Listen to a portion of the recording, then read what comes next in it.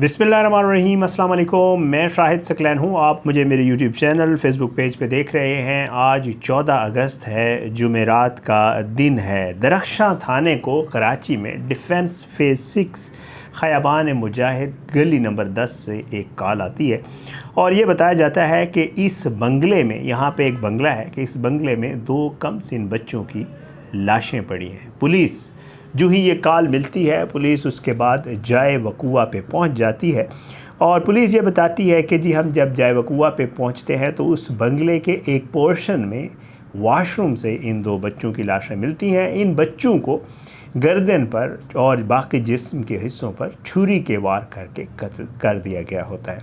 Police शवाहिद वगैरह इकट्ठी करती है और क्राइम सीन यूनिट को भी तलब करती है और बच्चों की लाश को कानूनी कार्रवाई के लिए ईदी एम्बुलेंसों के ज़रिए जिनाह हस्पताल मुंतकिल कर दिया जाता है। बच्चों को जब इनकी शनाख्त की जाती है तो इसमें 4 साल के समिया दुख्तर गफ़रान और 7 साला ज़र्रार वल्द गफ़रान जो है इन बच्चों के नाम होते हैं। पुलिस मज़ीद तफ्तीश करती है तो पता ये चलता है कि ये घर इन बच्चों की माँ का है। इन बच्चों की माँ और बाप अलग अलग रह रहे हैं। पुलिस को ये पता चलता है कि इन बच्चों के साथ ये सब कुछ किसी और ने नहीं बल्कि इनकी सगी माँ ने ही किया है। पुलिस जब इस मामले की इन्वेस्टिगेशन करती है तो पुलिस के सामने जो हक़ाइक़ आते हैं वो आज की इस वीडियो में मैंने आपके साथ शेयर करने हैं। ये सबक है तमाम वालिदैन के लिए। उन बच्चों के बाप से, इंसान है, ज़ाहिरी बात है, उन बच्चों का बाप अगर थोड़ी सी भी अगर ये मामला उसको ऐसे लग रहा होता तो वो बेचारा कभी भी अपने बच्चे इस माँ की तरफ ना भेजता। ये वक़ूआ क्यों हुआ है, कैसे हुआ है, वहाँ पे जो एसपी इन्वेस्टिगेशन है उन्होंने इसके हवाले से क्या बताया है, ख़ातून को जब गिरफ़्तार किया गया तो उसने पुलिस को क्या बताया है, आज की इस वीडियो में आपके सामने ये सारी तफसील रखूँगा। वालिदैन के लिए सबक है, इसमें क्या सबक है आगे चल के आपको बताऊंगा। कोशिश होती है इस तरह की जो भी ख़बरें आती हैं, ख़बर तो आपको शायद टीवी वगैरह से इनिशियल ख़बर पता चल जाती है, सोशल मीडिया पे भी आ जाती है, लेकिन मैं कोशिश करता हूँ कि इसके तमाम हक़ाइक़, इसके पहलू, इसकी FIRs वगैरह कलेक्ट करता हूँ, ख़बर आपके सामने रखता हूँ, लेकिन साथ साथ माशरे को अवेयरनेस देना और माशरे को इस हवाले से थोड़ी सी जो है वो बताना कि क्या कुछ हो रहा है आजकल, ये भी बड़ा ज़रूरी है। हमारा एक हक़ है, हमारा एक किरदार बनता है अगर हमारे पास प्लेटफॉर्म है और हम लोगों को अपनी बात पहुंचा सकते हैं तो। बहरहाल जी, मैं आपको पहले बता चुका हूं, SSP साउथ महजूर अली हैं, ये बताते हैं कि जी पुलिस को मददगार 15 के ज़रिए इत्तला मिली कि जी एक ख़ातून ने 2 कमसिन बच्चों को कत्ल कर दिया है। तो जब पुलिस मौके पे पहुंची तो बच्चों की लाशें जो है वो वॉशरूम में जो है वो मौजूद थी। ये पुलिस ये बताती है कि इस ख़ातून का नाम जो है वो अदीबा है। SSP साहब मज़ीद ये बताते हैं कि जब हमने इस ख़ातून को हिरासत में लिया और उससे पूछ की तो हमें ये पता चला कि इस अदीबा नामी ख़ातून की शादी 9 साल कबल गफ़रान नामी शख्स से हुई थी, या गफ़रान भी कह सकते हैं।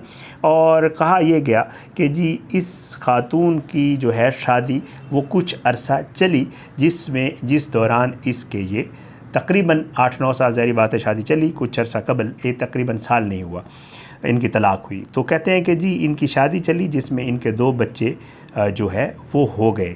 अच्छा, अब इस गुज़श्ता साल सन 2024 के सितंबर में इन दोनों में सेपरेशन हो गई थी, अलग हो गए थे और जो है जो अदालत है वहाँ पे बच्चों की जो है वो कस्टडी का केस भी चला।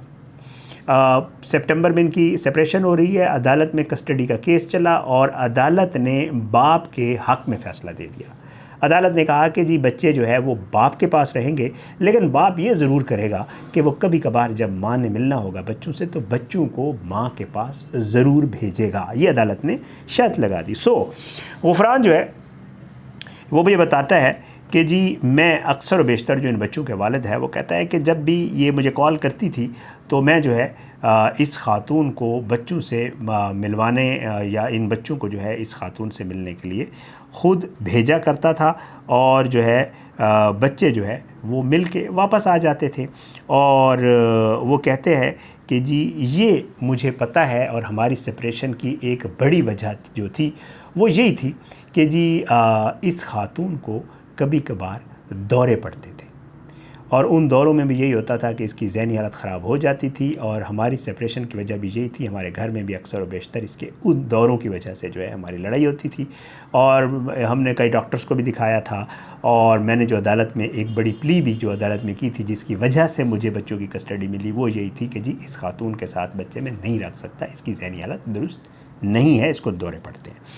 महाराज जी वो कहते हैं कि जी इसी तरह ये जो एसएसपी साहब बताते हैं कि बच्चों के जो वालिद हैं वो एक निजी कंपनी में बहुत बड़े ओहदे पर फाइज हैं। अच्छा घर है, डिफेंस में रह रहे हैं तो आम आदमी तो होंगे नहीं, डिफेंस में भी एक बंगले में रह रहे हैं, और मुलजमा जो अदीबा है वो घरेलू खातून है और अकेली बंगले में किराए पर रिहाइश पजीर है, वो एक बंगले में रहती थी।